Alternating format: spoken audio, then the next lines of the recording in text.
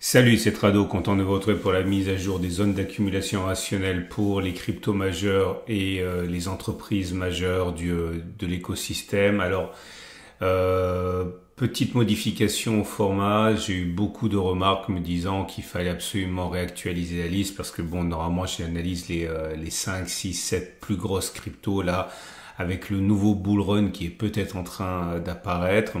Eh bien voilà, il faut actualiser parce que certaines de mes cryptos étaient sorties du top 5, voire même top 10, hein, et d'autres du coup étaient rentrées, donc on m'a demandé de mettre à jour ça.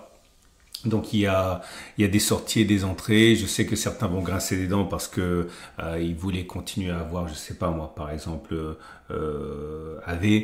Mais voilà, la règle c'est que j'analyse les plus grandes. Ça n'empêche pas que je peux occasionnellement analyser votre crypto préféré. Mettez-le en commentaire. Je ferai un aparté dans une des vidéos prochaines pour étudier spécifiquement ce qui vous intéresse. Mais là, bon, les règles c'est les plus grosses et il a fallu que je mette ça à jour. Donc ça c'est la première des choses. Deuxième chose, il y a toujours une guéguerre que je m'explique pas vraiment parce que moi je suis pas je suis pas un ultra des cryptos. J'ai des cryptos comme tout le monde parce que le potentiel est intéressant, parce que c'est un projet qui est fascinant, mais j'y connais pas grand chose. On me dit souvent oui. C'est pas un nouveau bull run, c'est l'ancien bull run qui continue. Alors de là où je viens, moi, le monde des indices boursiers et des actions, quand une action perd 40, 50, 60, 70, 80%, on peut plus parler de bull run hein, pour une action ou un indice. Alors c'est vrai que Bitcoin n'a pas perdu autant, mais la plupart, il n'y a pas eu de saison des altcoins. Pour moi, le bull run est mort et enterré. Maintenant, ce à quoi on assiste, encore une fois, avec toute l'humilité de mon petit niveau dans les cryptos, c'est un nouveau bull run éventuellement. Mais c'est plus l'ancien. Mais de toute manière, j'ai envie de dire, c'est des querelles qui n'ont pas véritablement d'importance pour le travail que je vous fournis, puisque moi, je vous fournis avant tout des zones d'intervention, des zones d'accumulation rationnelle. Après que l'on soit en bull run ou en fin de bull run ou au milieu d'un bull run, ça change absolument rien. Donc, essayez d'être indulgent vis-à-vis de ce que je dis. C'est franchement pas ce qu'il y a de plus important. Ma spécialité, c'est d'identifier les zones d'accumulation rationnelle, c'est-à-dire les zones de support qui ont le plus de chances de tenir. Okay. Par ailleurs, vous remarquerez que sur certaines cryptos, j'ai modifié les choses parce que ce ne sont pas des choses qui sont, on va dire, gravées dans le marbre. Hein. Ce sont les évolutions. Je peux modifier les zones d'accumulation pour gagner en fait en efficacité sur les évolutions récentes. Donc ne soyez pas choqués, sachez que certaines zones ont été modifiées pour coller à la réalité. On commence donc avec Bitcoin. Bitcoin est pour moi en phase 3. Pourquoi en phase 3? Parce qu'on est au-dessus de la moyenne mobile à 30 semaines qui monte. Mais on a désactivé la phase 2 à partir du moment où on a clôturé en dessous de la moyenne mobile à 30 semaines. Donc ça n'a pas beaucoup d'importance. Encore une fois, l'important c'est qu'on soit en mesure d'identifier les zones d'accumulation rationnelle. J'ai envie de dire que la zone d'accumulation rationnelle la plus proche c'est 74 000, 69 000 $. Je peux même envisager, de la tirer un petit peu comme ça si vous êtes pressé.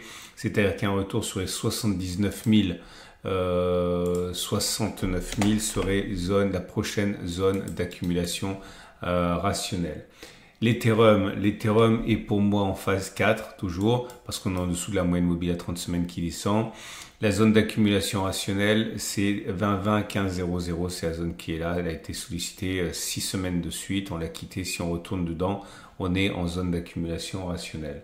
Et avant d'aller plus avant, je voudrais mettre un coup de projecteur sur mon partenaire crypto. Il s'agit de Cryptcool. Alors pourquoi Cryptcool? Pour au moins 3 raisons. La première des raisons, c'est que ça rend très simple, ou du moins beaucoup plus simple que ce à quoi on avait l'habitude, la détention et l'achat de crypto-monnaies. Et également, c'est sécurisé en garde froide. Garde froide, ça veut dire que c'est dans un coffre et que ce n'est pas connecté à l'internet. Ça veut dire que vous pouvez pas vous faire siphonner votre wallet de manière aussi simple qu'on peut le voir quasiment tous les jours dans les actualités. À partir de là, vous allez pouvoir avoir une tranquillité d'esprit que vous n'auriez pas normalement. On est spécialisé ici pour l'instant sur les 2 cryptos majeurs qui sont Bitcoin et Ethereum. À terme, il y en aura sans doute plus, mais pour l'instant, le choix de Cryptcool a été de se focaliser sur tout simplement les 2 plus grandes capitalisations.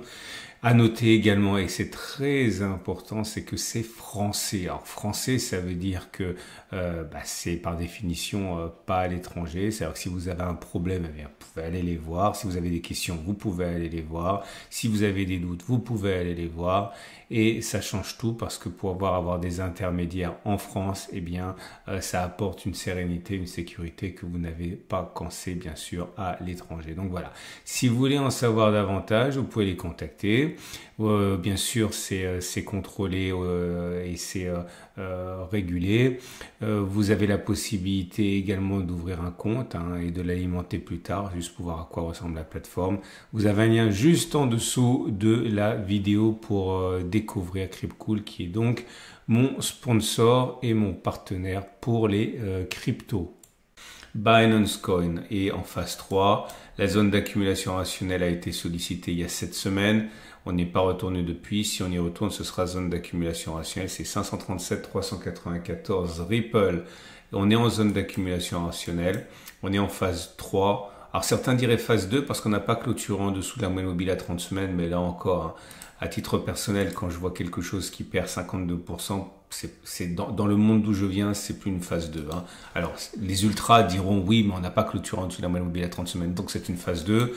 Les autres, plus pragmatiques, diront non, c'est une phase 3. Et puis, les plus pragmatiques encore plus diront on s'en fiche. La zone d'accumulation rationnelle, c'est 2,3, 1,9 $. Point.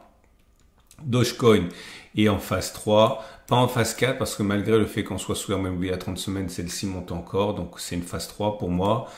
La zone d'accumulation rationnelle a été sollicitée ici, c'était la semaine du 7 avril, c'est 0,14008. Si on y retourne, c'est notre zone d'accumulation rationnelle. Cardano est en phase 3.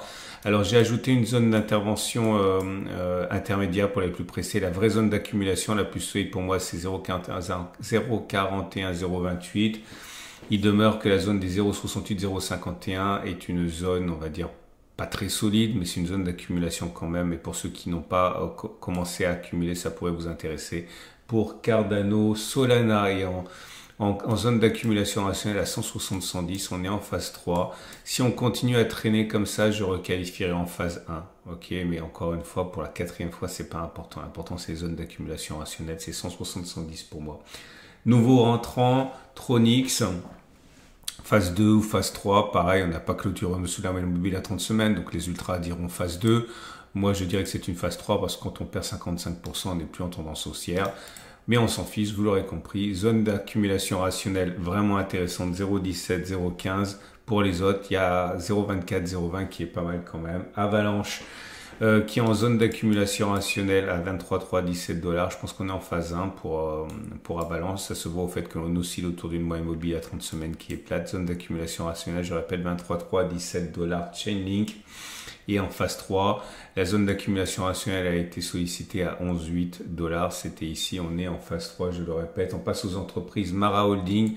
Pour moi, c'est une phase 4. On est en dessous de la moyenne mobile à 30 semaines qui descend.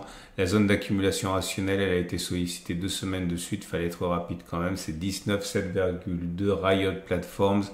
On est quasiment en zone d'accumulation rationnelle. Pour moi, c'est une phase 1. Zone d'accumulation rationnelle 8,664. On a passé beaucoup de temps à l'intérieur. Vous vous êtes déjà grassement servi, j'imagine. Coinbase, pareil, ça explose. On a pris 9% ne serait-ce que sur la dernière séance et 34% sur la dernière semaine.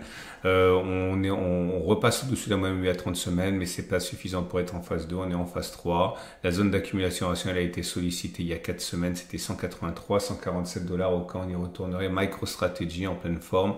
Malheureusement pas en phase 2 parce qu'on a clôturé à un moment ou à un autre sous la phase 3, sous la moyenne mobile à 30 semaines. C'est normal, c'est du Bitcoin. Enfin, c'est gavé de Bitcoin.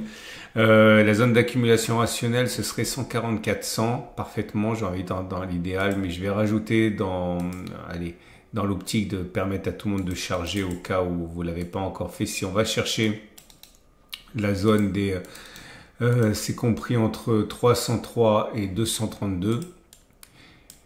Eh bien, si on va dans cette zone 232, on pourra considérer quand même que c'est une zone d'accumulation rationnelle de second rang, on va dire, pour ceux qui n'ont pas eu l'occasion de se servir. CleanSpark est en phase 4 et rebondit sur sa zone d'accumulation rationnelle des 8,36,3 dollars et c'est terminé. Voilà. Vous avez compris, je suis désolé encore une fois de ne pas pouvoir garder la même sélection d'avant, mais ça faisait des insatisfaits, donc on ne peut pas s'en sortir comme ça. Si vous avez des demandes particulières, mettez-le en vidéo, mettez-le en commentaire de ma vidéo YouTube. Je garantis pas que s'il y en a plusieurs, je pourrais pas toutes les faire, mais je ferai une rotation pour que tout le monde puisse avoir sa crypto préférée. Je vous souhaite une excellente journée et je vous dis à la semaine prochaine pour la mise à jour. Pensez à poser un like, ça me fait très très plaisir et également à vous abonner si vous voulez pas louper la mise à jour dans 7 jours.